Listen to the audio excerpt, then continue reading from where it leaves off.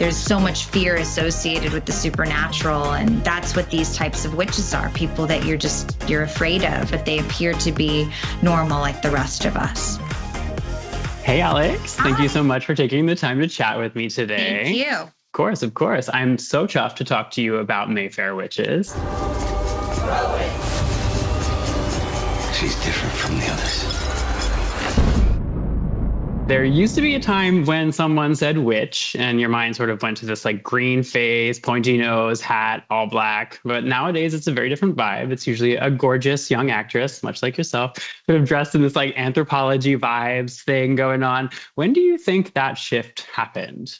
Well, I think that the definition of witch has always been, it's something that's been around for a very long time. And of course, we have the Halloween costume and we have Wicked and we have those kinds of sort of pop culture sort of ideas of what a witch looks like. But there's so much fear associated with the supernatural. And that's what these types of witches are, people that you're afraid of and you don't really know what they're doing or why, but strange things happen, but they appear to be normal like the rest of us. Absolutely. Do you think any of that has to do with, men being afraid of women with power? Like during the Salem witch trials, there were men, but the majority of people who were blamed or accused of being witches were women. And of course, I do think that there's a sense of fear of women gaining power behind that. We're bound together. I'm yours to command. Your gift is the strongest thing I've ever felt. The darkness is in her. I fear for us all. You're special. Can you feel it? For the first time in my life, I know exactly who I am. So oddly enough, a Wiccan store opened just around the corner from my house recently, the other day, and I was really surprised by how many people were inside. I'm curious, and I think I know the answer to this based off of an earlier response, but do you believe in the supernatural? I mean, like witchcraft and all of that? I do. I believe in magic, but I'm not so foolish as to sort of define it, I suppose. But Okay. I'm always intrigued by the supernatural and I'm always looking for magic. But I don't know exactly how to define it. I guess that's what magic is.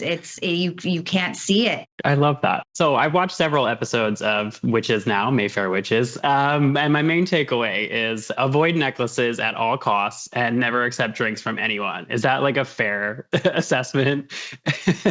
I think the magic that the necklace holds, you can't turn down every gift of a necklace. As a girl, I feel that would be silly, but yeah, don't take drinks from strangers, I think is a good general rule. So just out of curiosity, if you were to accept a drink from a stranger at a bar, what would your preferred libation be? I love a good mojito. I bartended when I was young and I was introduced to the mojito. I would make them in the bar and I was like, this is so cool. Like this idea that you can have fresh mint and make it, and it feels very beachy and it's refreshing and it's delicious and it's, it's actually a dangerous drink because you can have like 8 of them and not even realize what's happening. It is. And you didn't want to kill everyone who ordered a mojito at a bar? Because I feel like that would just drive me insane. On It takes busy so long. nights, yeah. On busy nights, I would be annoyed for sure. Understood. So when we first see your character, Rowan, she is living on a boat. Not a lifestyle we often see on screen. Is boat life appealing to you personally? Personally, no. I do get a little bit seasick. But I love the idea of the freedom of it. And I love the metaphor for my character, for Rowan, being adrift and wanting to get away from people and be alone and be one with nature and be a little lost. So I think that there's sometimes we all want to get a little lost and just get away. And that's a really beautiful sentiment. But as far as actually living on a boat, I can't see that happening. Understood. What about a yacht? I mean, I feel like that's a totally different vibe. I was going to say, I'll live on a yacht. Then I don't have as much seasickness. Exactly. They're I'm big also like enough. a huge Below Deck fan, like sign me up. I'm here for all of it. Sure. So Cyprien Grieve, your partner in crime, as it were, he has to wear gloves all the time to stop like having, I guess, visions. I'm curious, if you had to lose one sense to curb a power, which one would you choose? Touch isn't so bad. I mean, I wouldn't want to lose taste or hearing or sight or, I mean, smell. Yeah, I mean, I think actually touch is the least. I would be okay with that, I think. Okay. I mean, plus you get to wear cute gloves all the time. You could like make it into a whole like vibe, Diane Keaton-esque. You could make it fashion. No one would even notice. Exactly. So I guess one of my questions for you is Mayfair Witches is ultimately about legacy. What do you hope the legacy of Alex will be? I think try to be a nice person. I'm always trying to strive to be better and forgive my own mistakes and be kind to people. And the world needs as much kindness and forgiveness towards others. And I hope that people see that in me or that I can achieve that. What a great legacy to leave. It's just being nice and kind. It's a really cool thing to bring to the world. Wow, that's very nice. I mean, sometimes people can be, it's the internet, but that's very nice. Yeah. Let's hope it sticks. Fingers crossed. Yes. Keep doing what you're doing. Alex, it was great speaking with you today. Thank you so much. Please send my love to your pup, Eunice. We call her Uni Pie. So lately we've just been calling her Pie. So now her name's Pie. I'm like obsessed with her. Honestly, I love her. She really knows how to strike a pose. You have to get her into season 2 of Mayfair Witches. Oh, please. I hope so. Cash her dog checks.